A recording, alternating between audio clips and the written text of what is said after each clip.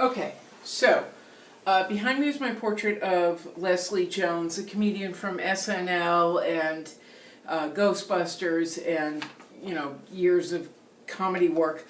And she's somebody I started doing a portrait of back in Virginia.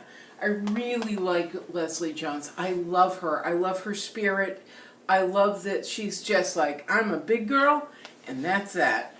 She doesn't take crap from anybody. She's incredibly strong, or she presents a very strong character to the world, and she's unapologetic. So I really like her. So I started doing this two-panel portrait back in Virginia, and I thought it was done, but I wasn't comfortable with it.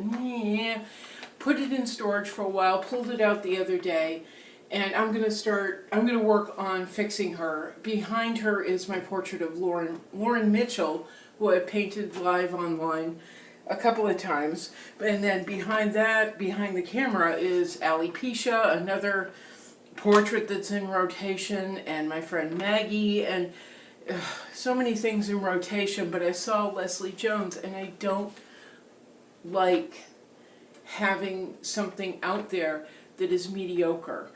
I oftentimes think, if I get hit by a bus today, would I be really proud of the work I've done?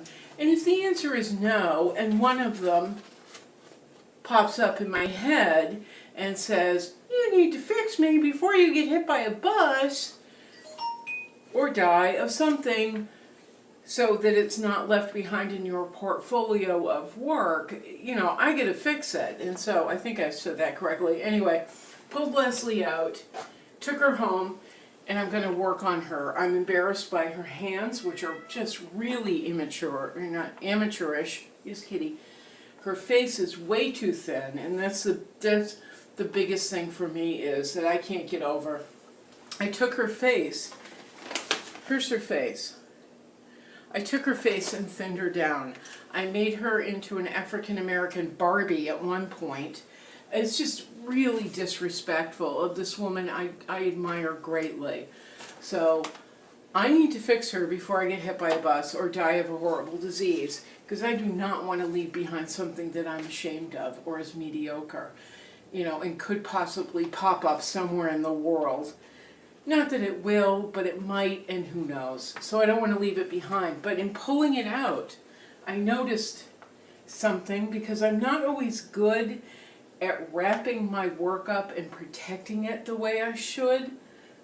Sometimes yes, and then sometimes no, especially when I know I've done a mediocre job, and in this one I know I did, and so I just kind of dumped it in the storage unit, and now poor Leslie has, let me show you, a hole in her hand. There's my pinky. I don't know if you can see it. There's my pinky. So she's got a hole in her hand. And like a couple of other paintings, are going to need repairs. And I've talked about repairing paintings in other videos, but I haven't really shown you how, because it takes time. And although I can go on and on in a video and stretch it out for a while, repairing a canvas correctly does take a little bit more time than even, my mouth can take up with the words and stuff. But anyway, this is what's going to happen.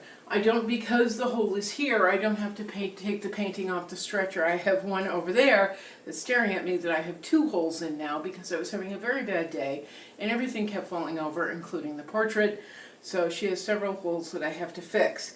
But this is what's going to happen.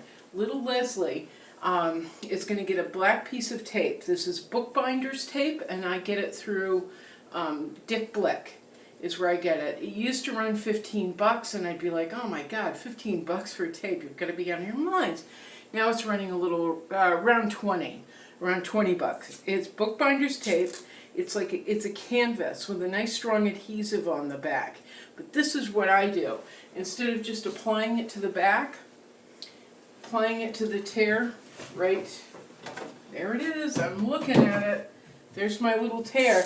Instead of just applying it, I'll apply it, but then I'll put a iron on, a regular, I'm going to iron my stuff iron over the top of it to make sure the adhesive really sticks. Because once we're done, I don't want you to see the lines, and I don't want that tape to ever come off at any point. And I'm fairly clumsy, so I've had a few paintings where I've had holes in them. I've talked about this one accident, the first time I really tore a painting, in several videos. I did a painting called Stay Out of the Pool, and it happens to be with a gallery in New York. And when I was doing a video way back in 2012, 2011, all my paintings, or some of my paintings, were lined up behind me. I was on Kickstarter, I was doing this video, and appealing, trying to appeal to people for money, to get help for this show, get some backing. And I did the video, and I thought, okay, that's done. Got up, and as I got up out of my chair, I heard a whoosh, pop sound. And Stay Out of the Pool rather, which was right behind me here, when I got up, the gust of wind, when I stood up, apparently suctioned Stay Out of the Pool off the wall and poof, down on the chair. So I had I had the back of the chair sticking through the painting. And I don't know if you've ever done this, but I did this one. That did not just happen. Nope. That did not. Nope. That did not. And I kept doing it, but as many times as I did that, the chair was still sticking through the painting. So I had to learn how to repair. And a friend of mine showed me how. And first he said, get bookbinding tape. So it's bookbinding tape from Dick Blick. This is what it looks like. I can't remember the real name of it. But if you need the name, message me and I'll get it to you. I've sent it out to several people and I can give it to you as well. So anyway, I put the tape on the back. I like to put an iron on low heat for a little while so the adhesive really sticks to the canvas. And then what I'm going to have to do is sand this down a little bit, sand the oil paint down to the canvas, apply some gesso, and I'll apply black gesso because that's what I use in my swipes, as we know. Then I'll sand that black gesso down again, apply another layer of black gesso. Then I might sand it down and apply another layer of black gesso. Some people do it repeatedly and they'll put on umpteen layers. I'll probably put on 2 or 3, maybe, and then I'll go over it with oil. And if I do it correctly, sorry, my battery was dying. If I do it correctly, you won't be able to see that little hole in Leslie's hand. Especially once I get done correcting it and she's got like the right colors and the right angles and everything. Hopefully we'll get it right. Anyway, that's the project, and I'll probably be on YouTube Live tonight. If not, I'll be curling up on the couch and watching Netflix, and I'll be on YouTube Live tomorrow. We'll just see. We'll see how the evening goes and how obsessive I get over little Leslie. Anyway. Yep, that's it. Ciao. Ciao.